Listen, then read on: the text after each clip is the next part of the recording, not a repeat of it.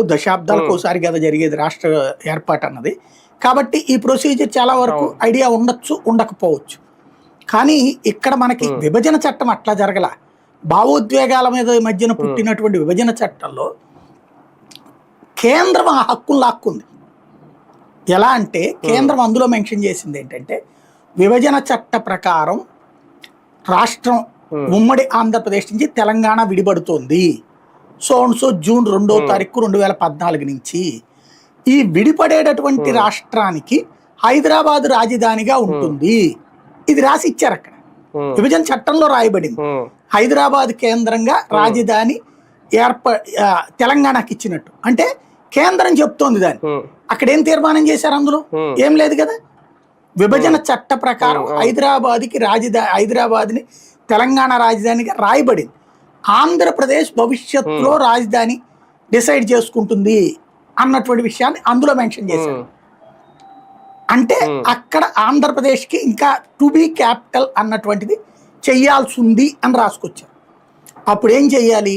మనకి 10 సంవత్సరాల పాటు ఏది ఆ రోజు నుంచి 10 ఏళ్ల లోపు అని మెన్షన్ చేశారు.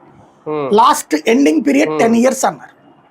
అంటే 10 ఏళ్ల దాకా హైదరాబాద్ ఉమ్మడి రాజధాని అని రాశారు. 10 ఏళ్ల తర్వాత ఆటోమేటిక్గా తెలంగాణ రాజధాని హైదరాబాద్ అని రాశారు. అంటే అంతకుముందు తెలంగాణ సొంత రాజధాని కాదు, అది ఉమ్మడి రాజధాని. అప్పుడు ఏమన్నా వివాదాలు వస్తే చూడటానికి గవర్నర్ ఆధ్వర్యంలో కమిటీని పెట్టారు అక్కడ. అదే ఇప్పుడు వచ్చేటప్పటికి ఏమైంది? ఇక్కడ కథ మారింది. ఎట్లాగొచ్చింది?